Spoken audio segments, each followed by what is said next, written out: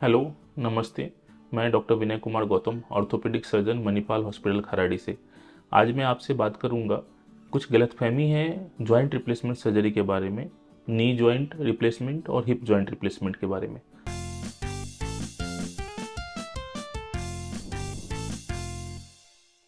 हम इसको डिवाइड करते हैं 3 कंडीशंस में।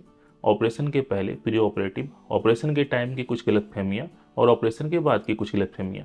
तो पहले हम किस कंडीशन में रिप्लेसमेंट सर्जरी करते हैं। तो जिस पेशेंट्स में पूरा जॉइंट घिस जाता है, ग्रेड 4 ऑस्टियोआर्थराइटिस होता है, उसमें हम रिप्लेसमेंट की ज़रूरत होती है। ऐसा नहीं है कि जितने भी पेशेंट्स का नी पेन होता है सभी को जॉइंट रिप्लेसमेंट सर्जरी की रिक्वायरमेंट है। उसको हम ग्रेड करते हैं 1, 2, 3, 4।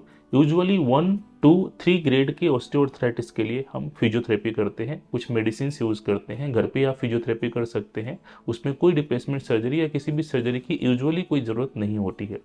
जिस ग्रेड 4 कंडीशन में इसमें पूरी ज्वाइंट घिस जाती है, जो बीच का मेनिस्कस रहता है वो कंप्लीटली घिस जाता है, खराब हो जाता है, तो कार्टिलेज एक से एक बोन टू बोन टच करता है, उस कंडीशन में हम रिप्लेसमेंट सर्जरी की जरूरत पड़ती है। हम इसके लिए कोई एज लिमिट नहीं है, किसी भी केस एज की कंडीशन में अगर ऐसी कंडीशन हुआ तो हम कर सकते हैं। जो कम यूजुअली ये केस जो होता है वो 50-55 के ऊपर के लोगों में ही होता है, उसमें हम रिप्लेसमेंट सर्जरी करते हैं। अभी हम बात कर रहे हैं ऑपरेशन के टाइम की कुछ गलतफहमियां हैं। तो ये ऑपरेशन के लिए आपको 1 से 2 दिन हॉस्पिटल में एडमिट होना पड़ता है। इसके लिए ऑपरेशन का जो टाइम होता है, एक नी या हिप सर्जरी के लिए 1 से 1.5 घंटे का समय लगता है। इसमें कुछ वैसा कॉम्प्लिकेशन नहीं रहता है, ये 95% सक्सेसफुल सर्जरी होती है। ये अंडर स्पाइनल एनेस्थीसिया के अंडर होती है और ऑपरेशन के बाद दर्द कम करने के लिए हम ब्लॉक और समटाइम्स ऑफ इंजेक्शन भी देते हैं, जिससे आपसे दर्द बिल्कुल नहीं होता है।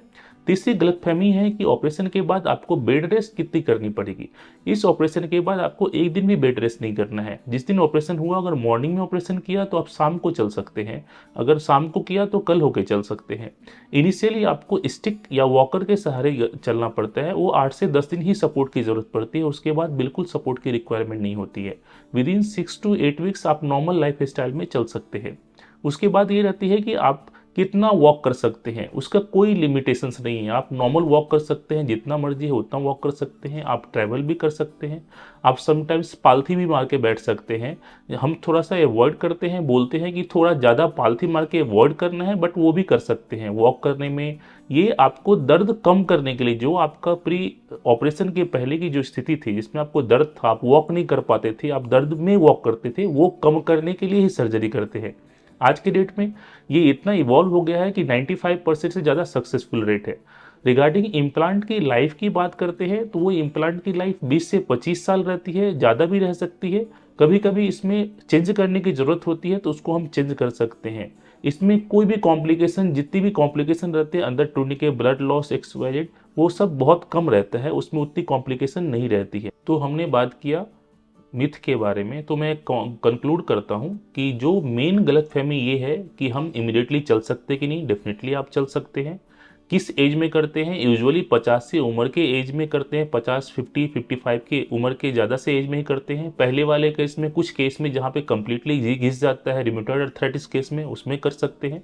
उसकी लाइफ कितनी रहती है? डेफिनेटली 25 से 30 साल रहती है, उससे ज़्यादा भी रह सकती है। आप नॉर्मल वॉक कर सकते हैं, कोई कोई उसमें रिस्ट्रिक्शन नहीं है कि 2 किलोमीटर चलना है, 4 किलोमीटर चलना है। आप जितना वॉक कर सकते हैं उतना कर सकते हैं।